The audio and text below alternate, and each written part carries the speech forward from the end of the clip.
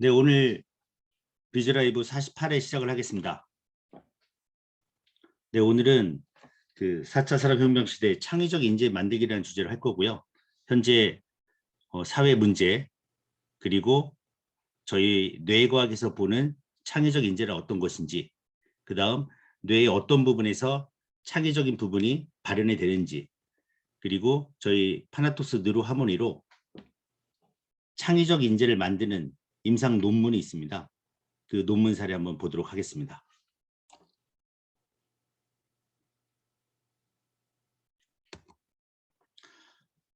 연도별 노년 부양비 전망에서 왼쪽에 하나 나오고 또 오른쪽에 하나 나오죠. 네, 그 대한민국의 가장 큰 문제가 어떤 문제냐면 이재명이 되냐 윤석열이 되냐 그 문제가 아니라 저출산 고령화입니다. 예, 가장 큰 문제입니다. 현재 2022년 네, 여기 보시면은 노년 분양비가 22%, 실제 노년 분양비가 43%인데 앞으로 이제 8년 후면 거의 한 2배 정도로 이렇게 늘어나게 되고요. 다시 20년 후면 가파르게 이렇게 치솟아 오릅니다. 네. 즉 15세부터 64세인 생산 가능 인구가 줄어들고 65세 이상 인구가 가파르게 올라간다는 거죠. 국가별 노년 부양비 전망 이렇게 봤을 때도 요 파란색이 저희 대한민국인데 이렇게 올라가는 것은 저희 나라밖에 없습니다. 그죠? 네. 그래서 이 대한민국의 노년 부양비에 대한 전망을 인류 역사상 유례가 없다고 봅니다. 다들 그런 평가를 하고 있습니다. 그랬을 때 우리 2020년에 21.7%라고 하면 2040년도에는 60%가 되고요. 2060년도에는 91.4%. 이때까지 노령 부양비가 이제 올라가는데 즉 어떤 얘기냐면 저희 급여의 7, 80%가 노년 부양비로 나간다고 보시면 됩니다, 여러분. 네. 이 뒤에 페이지에 제가 이런 내용을 넣어놨는데 2017년생의 씁쓸한 2046년에서 2017년생 지금 5살, 6살 꼬마들이 30년이 지나서 35살, 6살 됐을 때 노인들 부양하러 태어났나요? 네. 이런 말이 나올 수 있다는 거죠. 네. 정말 심각한 문제고요. 우리 5살, 6살 애들이 한국을 떠날까? 과연 한국에서 답이 있을까? 네, 이런 생각을 하게 되고 요 뒤에 있는 요 세 분이 모른 척하면서 이 사람을 보는데 이런 눈빛이 계속 진행되면 안 되겠죠. 그래서 창의적 사고 인재, 이따 말씀드리겠지만 창의적 사고 인재가 뭔지 말씀드리겠지만 한편 더 생각해 본다면 퇴직한 노년 이분들 다 놀고 있는 게 중요한 게 아니라 액티브하고 노인 문제를 스스로 해결할 수 있는 그런 노인들이 필요하지 않을까 이렇게 저는 생각을 합니다. 현재 이런 문제가 있는데 코로나 전후 서울 지역 학력 격차를 이제 분석해 본 사례입니다. 우리 아이들 중학생 애들이 확산 전하고 확산 후에 확산 전에 이미 이 학력이 떨어지고 있는데 3.9, 1.8, 5.4 떨어지고 있는데 코로나 확산 후에는 이 떨어지는 격차가 거의 한 3배, 4배 정도 그렇죠? 이렇게 학력 격차가 벌어지고 있고 벌어지는 것뿐만 아니라 학습 결손이 많이 나오면서 학습 능력이 떨어진다는 것은 인지 능력도 저하가 된다는 거죠. 그래서 아이들이 코로나로 인해서 인지 능력도 저하가 되고 있는 반면에 우리 아이들의 미래는 절망적이다. 예, 이렇게 보고 있습니다. 그랬을 때 또 다시 한번 노년도 한번 볼게요. 예, 아이들도 절망적인데 우리 어르신들뿐만 아니라 우리의 미래도 이 그림표에 나와 있다고 봅니다. 2015년 연령대별 치매 치료 인원을 보면은 70대의 3분의 1이 치매 치료를 받고 있고요. 80대의 42.8%, 거의 반이 치매 치료를 받고 있습니다. 가장 고령화가 빠르게 진행되고 있는 부산광역시를 한번 보도록 하겠습니다. 고령화 추이가 2021년에 이제 20%가 넘었습니다.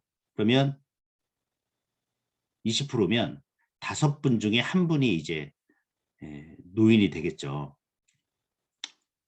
한번. 근데 그 부산광역시가 한 300 몇 명이죠? 쉽게 예를 들어서 360만 명 잡아봅시다. 근데 2037년 되면은 33.8%가 됩니다. 그러니까 3분의 1이 노인 인구라는 거죠. 3분의 1입니다. 그러면 360만 명 중에 3분의 1이면은 통계적으로 120만 명이 노인 인구라는 거죠. 그 중에 42.8%, 더 늘어나겠죠. 35.6%가 치매 치료를 받는다면 거의 한 50만에서 60만 명 정도가 치매 치료를 받을 것이다 이렇게 예상하는 겁니다. 그죠? 그러면 360만 명 중에 한 50만 명, 60만 명이면 6명 중에 1명은 앞으로 15년 뒤에 앞으로 15년 뒤에 부산은 6명 중에 1명은 치매 치료를 받을 것이며 더 가파르게 곡선은 올라갈 것이다. 이런 내용이 나옵니다. 이 문제가 제일 심각하고 어려운 문제입니다, 여러분. 독일 같은 경우에는 고령화가 2000년도가 아니고 1911년도 100년 전이죠. 100년 전부터 고령화가 진행되면서 준비를 해왔다고 합니다. 100년 동안의 준비를 했죠. 그래서 현재 독일을 저희가 봤을 때 뭐 고령화나 뭐 인구 감소라든가 나라가 없어질 것이다 이런 내용은 듣질 못합니다. 하지만 저희 대한민국 뉴스를 보면은 소멸도시, 인구 소멸, 인구 절벽, 그 다음 벚꽃 피는 순서대로 대학교가 사라진다. 뭐 이런 내용들 많이 나오지 않습니까? 전 인류 역사상 유례가 없는 이 고령화 사이에 준비가 거의 되어 있지 않다고 봅니다. 제가 얘기하는 얘기가 아니라 저도 다 들은 얘기이기 때문에 전문가들이 하는 얘기입니다. 전혀 준비가 안 돼 있습니다. 이 문제에 대해서 어떤 해답이 필요할까? 사람들이 얘기하는 게 이제 창의적이라는 말을 많이 씁니다. 서울대보다는 창의적 사고의 인재. 지금 제가 아는 서울대 이런 분들 나오셔서 변호사 하시는 분도 있는데 저기 서초 이쪽에 가시면 한 달에 한 300만 원 정도 이렇게 드리면 250도 되게 괜찮습니다. 250에서 300만 원 드리면 열심히 저희 일을 도와주실 분들이 엄청나게 많습니다. 그래서 저희 어렸을 때는 서울대 가야 한다, 연대, 고대 이쪽 대학을 가야 출세한다 이런 말이 있었는데 정작 저희가 나이가 40 넘고 50, 60이 되다 보니까 우리 세대들이 물론 서울대 간 친구들이 지금도 성공하지만 예, 인생의 성공이 아니더라. 이런 분들도 많습니다. 가장 중요한 것은 이 문제를 어떻게 해결할 것이냐. 이 사고라는 말을 쓰는데요. 이 사고라는 말이 문제 해결이죠. 문제 해결. 예, 창의적 사고, 창의적인 문제를 문제 해결. 그러니까 지금까지 없던 문제들이 생기기 때문에 예, 지금까지 저희 인류가 저희 대한민국이 한 번도 경험해보지 못한 문제들이 많이 생기기 때문에 이거를 해결하기 위해서는 창의적인 사고가 필요하다는 겁니다. 창의라는 말이 뭐냐면 지금까지 없었던 새로운 생각이나 의견을 창의란 정의를 내리고 있고요. 즉 한 명이 이런 창의적인 사고로 창의적인 생각으로 10,000명을 먹여 살리는 시대가 돼야 한다는 얘기죠. 우리 이제 인구 구조가 이렇게 돼 있습니다. 역삼각형으로 이쪽이 이제 노인분들이고요. 이쪽이 이제 청소년 애들인데 이쪽 분들이 이제 20대부터 한 50대 이런 분들이 되겠죠. 이분들에게 가장 필요한 게 이 많은 이분들을 먹여 살리기 위해서는 정말 뭐 서울대, 연대, 고대 갔다 중요한 게 아니라 이분들이 이 윗세대를 부양하기 위해서는 한 명이 10명을, 한 명이 100명을, 한 명이 10,000명을 살리는 능력자가 돼야 합니다. 네, 즉 BTS 같은 여러분 BTS 아시죠? BTS 같은 사람들이 많이 나와야 이 문제를 해결할 수 있다. 이렇게 다들 얘기하고 있습니다. 그랬을 때 요 창이란 말이 무조건 나오게 되죠. 즉 소수의 인원이 이 수많은 사람을 먹여 살리는 존재를 창의적 존재라고 합니다. 예를 들면 명품 브랜드 구찌 오너 형제가 재산 분쟁과 방만한 경험으로 이제 파산 직전까지 몰렸는데 94년 단 한 명, 톰 포드를 수석 디자이너로 영업하면서 반전의 계기를 마련했고 구찌의 고전미의 섹시함과 품격을 더하면서 명품 브랜드의 명성을 되찾고 회사 주가도 5배 이상 수습게 올라갔죠. 즉 저희가 이런 엄청난 이제 저출산 고령화 문제를 해결할 수 있는 단 한 명, 단 한 명의 존재가 필요한 겁니다. 그런 존재를 창의적 인재라고 하고요. 특히 4차 산업혁명 시대에 창의적 인재 육성에 대해서 다들 뭐 창의적 인재 하는데 황무일 사단법인 세계화 전략연구소 교수님께서 쓴 글을 한번 읽어보도록 하겠습니다. 우리는 어떻게 창조의 역량을 키워 4차 산업혁명 시대를 앞서갈 수 있을까? 그 시작점은 창의적 생각에서 시작하는 거고요. 4차 산업혁명의 뿌리, 영양소는 무엇일까? 그것은 지성과 감성이며 능력이고 두뇌라고 얘기합니다. 두뇌. 즉 4차 산업혁명 시대에 그 뿌리는 뭘까? 일단 뇌인 거죠, 여러분. 뇌. 그죠? 뇌가 좋아야 됩니다. 지성과 감성과 능력이죠. 여기를 뭐 자뇌라고 얘기해도 되고 우뇌라고 얘기해도 되고 능력은 이제 실행하는 추진 능력이 되겠죠. 신기술과 새로운 세상에 적응할 수 있는 공감할 수 있는 능력, 지각할 수 있는 능력, 계산 능력 이런 능력이 잘 공급되면 성공은 쉽게 이루어지고 이를 위해 중고등들의 역량을 키울 수 있는 교육이 중요하고 4차 산업혁명의 토양이 될 미래 인재인 학생과 청년들을 잘 가꾸는 게 절체절명의 과제라고 합니다. 그럼 절체절명의 과제가 뭐냐? 뇌입니다, 여러분. 뇌. 그 뇌고 지성과 감성 능력이고 창의적 이 뇌를 창의적 인재로 만드는 게 이 4차 산업혁명 시대의 절체절명의 과제라고 보는 거죠. 그러면 수많은 뭐 분야가 있겠지만 뇌과학에서 보는 창의성 뇌과학에서 보는 창의성을 한번 좁혀서 들어가 보겠습니다. 요 에릭 핸델이라는 책인데 통찰의 시대라는 책입니다.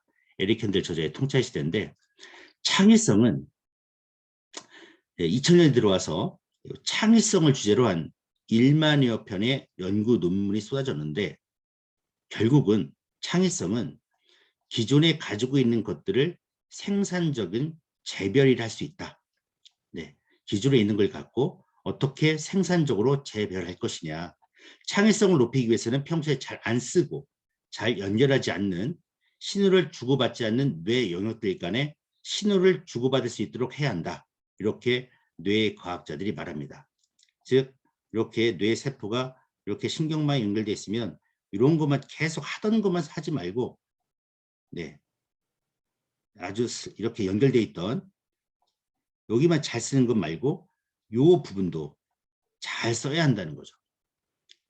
그게 뇌과학으로 봤을 때 창의성이다. 그러면 요 잘 쓰지 않는 부분들을 연결시키기 위해서는 어떻게 해야 하느냐. 유레카 모멘트라는 용어가 나옵니다. 즉 우리가 산책을 하거나 버스 창밖을 멍하니 내다볼 때 멍 때릴 때 활동하는 영역입니다. 이전까지 창의성의 기원을 몰입으로 설명해온 과학자들이 이 연구 결과로 큰 충격을 받았는데 그동안 몰입 상태에서만 창의적인 아이디어가 나온다고 설명했는데 연구 결과는 반대로 완전히 비목적적인 생각이나 아예 아무 생각도 하지 않으려고 노력할 때 불현듯 창의성이 발휘되기도 한다는 의미이기 때문입니다. 뭔가 하지 말라는 거죠. 그래서 뇌과학에서 말하는 창의적인 순간이란 현재 가진 지식과 경험에 매몰되지 않고 상관없어 보이는 지식들을 서로 연결시키는 수많은 시도 속에서 탄생한다. 계속되는 실패에도 포기하지 않는 사람들, 끝까지 새로운 것을 시도하는 사람들이 혁신적이고 창의적인 아이디어를 만든다고 봅니다. 그 영역을 미국 워싱턴 대학 마커스 라이클 교수가 디폴트 모드 네트워크라는 개념을 씁니다. 쉬고 있을 때 뇌가 돌아간다는 거죠. 아무것도 안 할 때 뇌가 활성화된다는 개념이고요. 아까 말씀드린 것처럼 잔디밭에 누워서 눈을 감거나 멍하니 창밖을 바라보고 있을 때 마음이 자유롭게 배회할 때 이 DMN이 활성화됩니다. 이때 문제를 해결하고 최상의 아이디어를 만드는 그 영역이 활성화된다는 겁니다. 그러면은 요 라이클 박사가 뇌가 아무런 활동을 하지 않을 때 작동하는 이 특정 부위를 디폴트 모드 네트워크 명령했고요. 마치 예를 들면 컴퓨터를 초기화하면 초기 설정으로 돌아가는 것처럼 아무런 생각을 하지 않고 휴식을 취할 때 바로 활성화된다. 즉 뇌가 초기화된다는 겁니다. 즉 복잡한 생각들을 강제로 재부팅시켜 날려버린다는 거죠. 그러면 뇌에서는 어떤 일이 벌어지나? 뇌에 단순히 쉬는 것이 아니라 경험과 기억을 정리하고 상기시키면서 창의성과 통찰력을 높여준다는 겁니다. 쉬는 것이 아니라 이 경험과 기억을 정리하고 다시 떠올리면서 이 생각과 이 생각을 다시 연결시키는 작업을 합니다. 디폴트 모드에서는 뇌에서 사용하는 에너지가 평소보다 15배가 높다고 합니다. 즉 멍한 상태에서 스쳐 지나간 아이디어가 우연이 아니라 과학적인 원리라는 거죠. 단순히 멍때기만 한다고 해서 새로운 생각이 나오지 않을 것이고 뇌를 자주 쉬어주지 않으면 기억, 창의, 집중력 등 떨어지고 뇌의 노화도 빨리 진행된다. 그래서 의식적으로라도 확보를 해야 한다는 거죠. 저희 뉴로피드백 프로그램에 뭐가 있냐면 뇌이완 프로그램이 있습니다.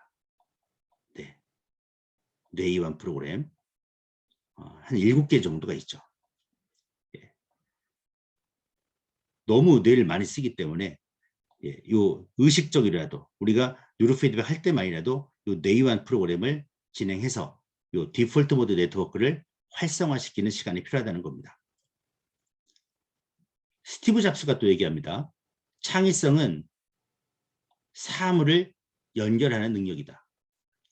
한참 들여다보니 이거다 싶은 확신이 들었던 겁니다.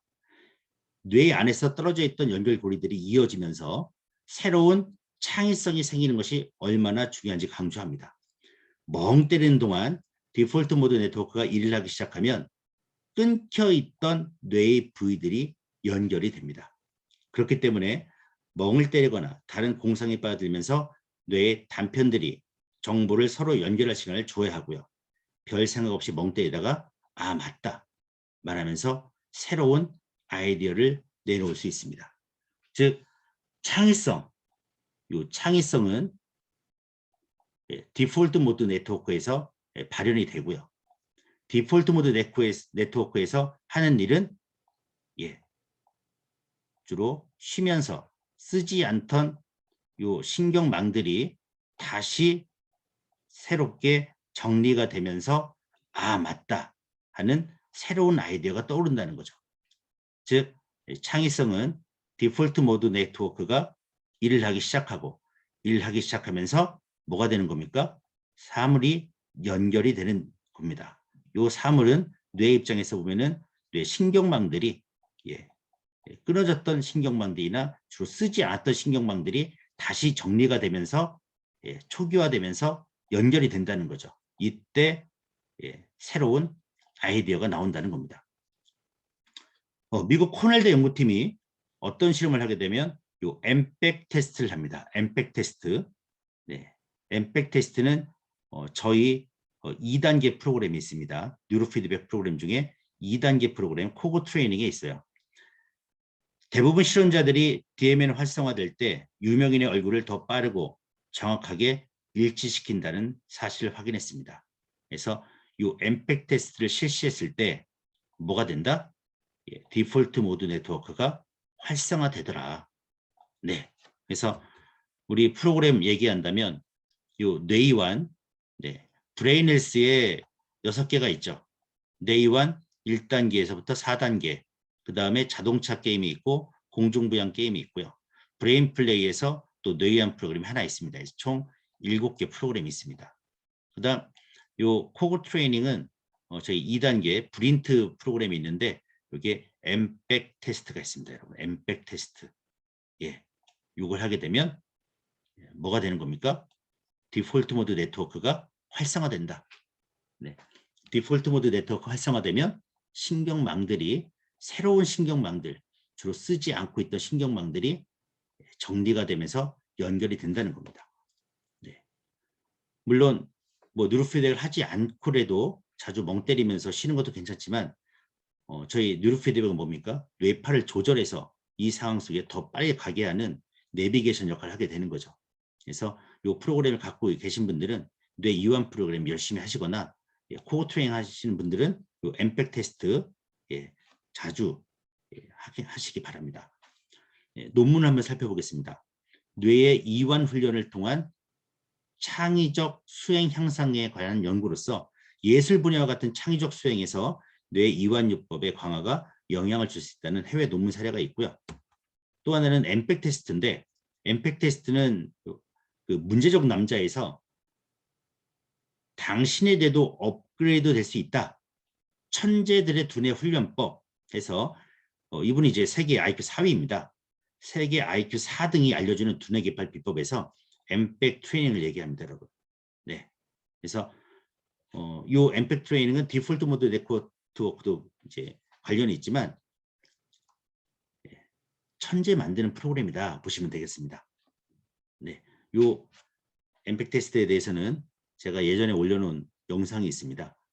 네, 같이 보시면 더 좋을 것 같고요. 당신의 뇌, 미래의 뇌라는 카이스트 뇌과학자 김대식 교수님께서 쓴 책입니다. 이 책에서 얘기하는 것 중에서 결정적 시기나 공부 잘하는 방법, 뭐 창의력이 있는데 결론은 창의력입니다. 오늘 이제 이 결정적 시기에 대해서는 제가 다음 시간에 한번 잡아서 또 말씀을 드리고요. 창의력 부분만 읽겠습니다. 가장 중요한 것은 창의력인데 뇌 과학적 입장에서는 간단하다. 가능한 많이 뇌 신경망의 연결성을 유지하는 게 창의력의 기반이다. 결국 창의력은 뭐다? 뇌 신경망 연결입니다, 여러분. 김대식 교수도 같은 얘기를 하지만 여기에 스티브 잡스도 같은 얘기를 하는 겁니다. 연결하는 능력입니다. 연결하는 능력. 예, 연결하는 능력. 스티브 잡스는 이제 사업가니까 사물을 연기하고 있지만 뇌과학자 김대식 교수는 뇌 신경망의 연결이 창의력이다 이렇게 보는 거죠. 그래서 우리 뉴로피드백 효과는 뉴로피드백 효과는 뭡니까? 신경망을 발달시키고 신경망을 연결하는 겁니다.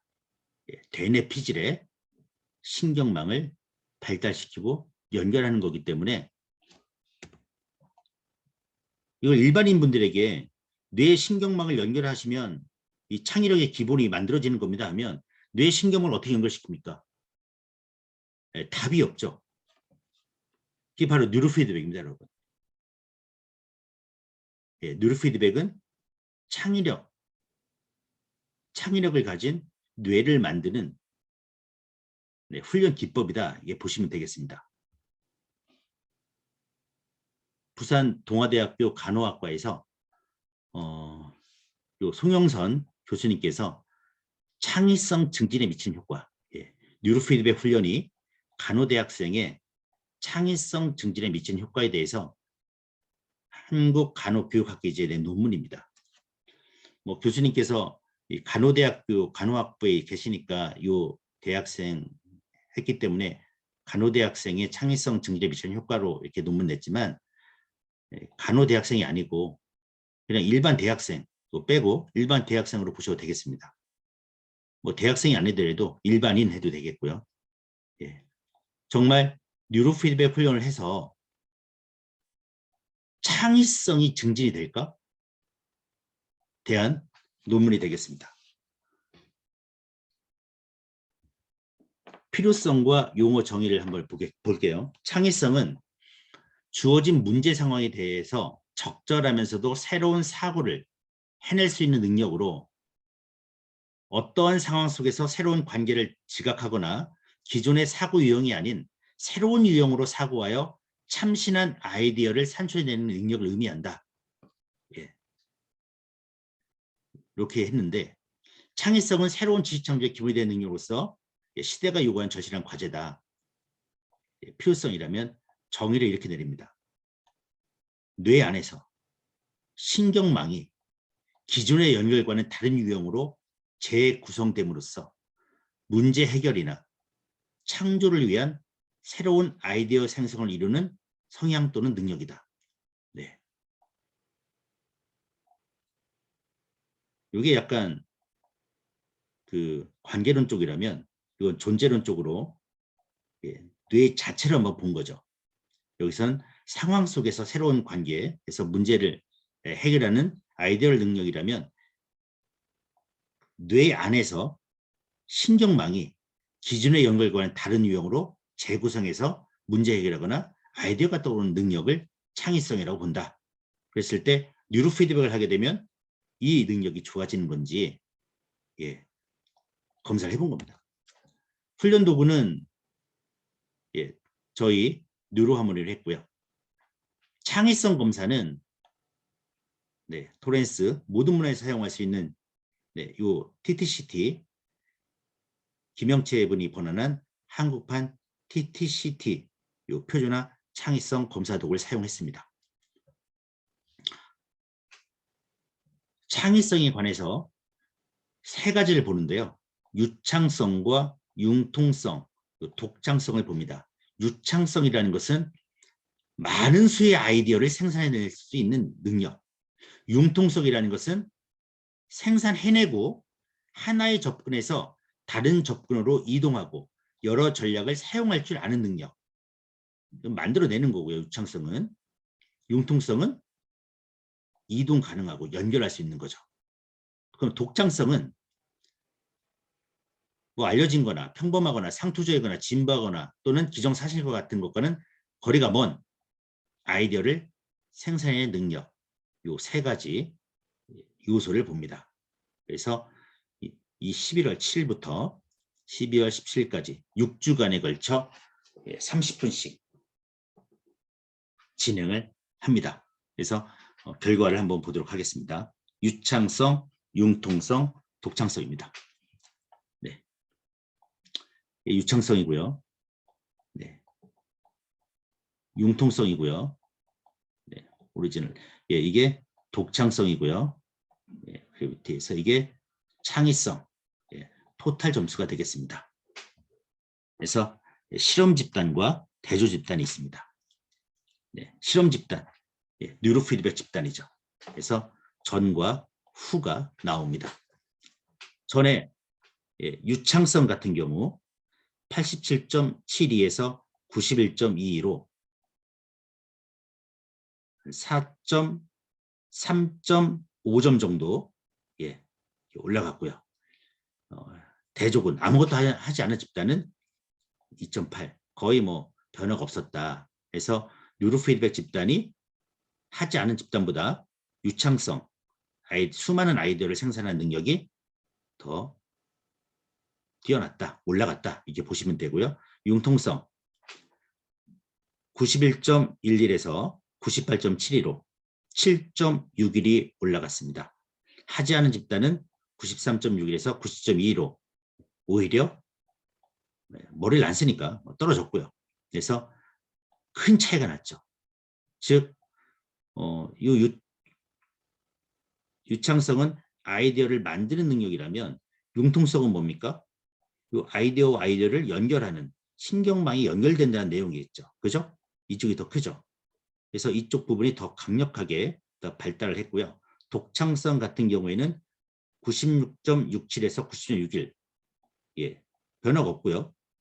하지 않은 집단도 역시 95에서 91 마이너스 4가 떨어졌습니다. 그래서 독창성에서는 유지 예, 0.6이면 뭐 큰 차이 없으니까 유지는 한다. 하지 않으면은 마이너스 더 떨어진다 해서 평소 독창성을 유지하는 걸로 긍정적으로 봤을 때 네, 이런 내용이 나오고요. 토탈 점수입니다. 이제 창의성 토탈 점수 봤을 때는 네, 91점에서 95, 3.7의 상승이 있었고요. 하지 않은 집단은 떨어지더라. 창의성이 떨어진다는 결론이 나옵니다. 6주만 해도 이렇게 결과가 나옵니다, 여러분. 결과로는 간호대학생들 대상으로 6주 동안 18회에 걸쳐 실된 뉴로피드백 훈련이 창의성에 미치는 영향을 조사해봤고 뉴로피드백 훈련을 받은 실험군은 뉴로피드백 훈련을 받지 않은 대조군에 비해서 창의성 총점에서 유리하게 높아 뉴로피드백 훈련이 창의성 증진에 효과가 있는 것으로 나타났다.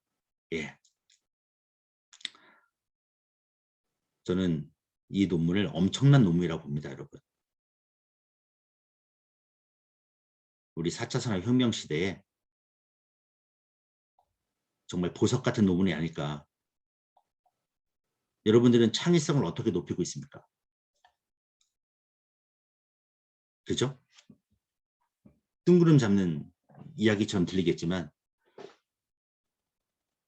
다양한 분들이 정말 뉴로 피드백을 갖고 저희 파나톡스 뉴로 화면을 갖고 다양한 실험을 하신 것이 지금 2022년 네, 저희 이런 시간을 마련해 주지 않나 이렇게 생각이 듭니다. 이 논문 사례도 제가 필요하신 분은 이 논문을 직접 제 카톡으로 보내드리도록 하겠습니다. 이 논문에 이 내용이 나와서 같이 올립니다. 양궁 선수 8명 대상으로 뉴로 피드백 훈련을 했는데 이완 훈련이 양궁 수행과 시합 전 상태 불안에 미친 영향을 조사했습니다. 12주 뉴로 피드백을 받은 실험군에서 훈련을 받지 않은 대조군에 비해 양궁 수행 능력이 유의하게 향상되었고 시합 전 상태 불안은 낮게 나왔습니다. 그래서 2002년도 이 논문이 나오면서 양궁 선수들이 뉴로피드백을 도입해서 지금도 사용하고 있는 겁니다, 여러분. 네. 다 읽지 않겠습니다. 마지막 얘기는 뭐냐면 6주밖에 안 했던 게 좀 그랬다. 훈련 기간을 좀 더 연장하였으면 좀 더 창의성 증진 효과가 있을 거라 이제 생각이 된다는 겁니다. 그 다음 사격과 골프 선수. 예, 조동진, 심준영. 여자 고등학교 사격 선수 10명을 대상으로 10주간 뉴로피드백 훈련을 시켰는데 알파파가 증가되고 베타파를 감소시키는 결과를 보았다. 이는 뉴로피드백 훈련을 통해 특정 뇌파에 대한 조절 능력을 가질 수 있음을 시사하는 것으로서 뇌파의 형태로 나타나는 대뇌 기능을 효율적인 상태로 유지할 수 있다는 의미로 대뇌 기능의 하나인 창의성도 뉴로피드백 훈련으로 향상시킬 수 있다는 해석을 가능케 하여 본 연구 결과와도 일치되는 것으로 추론할 수 있다는 겁니다. 그 다음 김중근 교수님께서 이분은 이제 골프죠. 예, 7일 60명 남녀 고등학생, 대학생을 7일 동안 뉴로피드백 훈련을 실시한 결과 다 저희 뉴로하모니를 한 겁니다. 절대 오차를 범하는 빈도는 유의하게 낮았고 패팅의 일관성과 알파파의 증가는 유의하게 높았다. 7일이란 짧은 기간의 훈련을 통해서도 효과가 있었다는 결과를 낸 거죠. 네. 그래서 이 논문이 나오고 이제 마지막으로 이 제언이 나옵니다. 예, 뉴로피드백 훈련은 창의성 증진을 위한 중재 프로그램으로 활용할 수 있을 것이며 그러나 뉴로피드백 훈련을 이용한 뇌파 훈련이 국내에서 초창기이고 이 논문이 이제 2007년인가 그렇습니다. 네. 더욱이 창의성 증진을 위한 목적으로는 처음 시도된 것임을 감안할 때 이러한 결과를 일반화하기에 매우 제한적입니다. 향후 훈련 기간과 6주밖에 안 했죠. 훈련 방식을 다양하게 하여 창의성 증진에 미치는 효과를 비교 분석할 것과 간호교육 과정에 있어서 창의성 증진을 위한 독립된 과목 개설에 대한 논의도 고려해 볼 것을 제언합니다. 그래서 이후에 제가 이 창의성과 관련된 뉴로피드백 논문이 나와 있는지 봤는데 못 찾았습니다. 예. 제가 있는데 못 찾을 수도 있고요. 아니면 없을 수도 있습니다. 근데 지금 가장 필요한 게 여기 4차 산업혁명 시대의 창의성을 주세요. 창의성이 답이다. 창의적 아이템이면 창업하지 말라. 이런 것처럼 창의성이 대세입니다, 여러분. 네, 이런 논문 사례가 있기 때문에 여러분 뉴로피드백, 창의성 연관시켜서 열심히 훈련시키시고 여러분도 열심히 훈련하시고요. 그 다음에 우리의 목적이 물론 이 제품을 판매해서 수익을 창출해서 맛있는 거 사 먹는 것도 있겠지만 아까 말씀드린 대한민국의 가장 큰 문제인 저출산 고령화 시대에 어떤 인재를 만들 것이냐 여기에 사업 포인트를 두시기 바랍니다. 창의적인 존재를 키워야 하고 아이들은 우리 어른들은 집에서 그냥 쉬게 하지 말고 노년 부양비로 평생을 살려는 그런 생각 버리시고 창의적인 노인이 되어야 합니다. 창의적 존재를 만들어야 하고 창의적 노인을 만드는 것이 저희 뉴로피드백을 하게 하는 저희 파나톡스가 가야 할 길이라고 봅니다. 좀 더 목표보다는 목적, 우리가 이것을 왜 하는지에 대한 목적 개념으로 이걸 좀 잡아주시고 진행하시면은 아주 사명감도 생기시고 네, 하루하루가 좀 더 멋진 하루하루가 될 거라 저는 생각합니다. 네, 오늘 창의성에 대해서 마치고 다음 시간에 또 좋은 자료를 갖고 만나도록 하겠습니다. 들어주셔서 감사합니다. 마치도록 하겠습니다.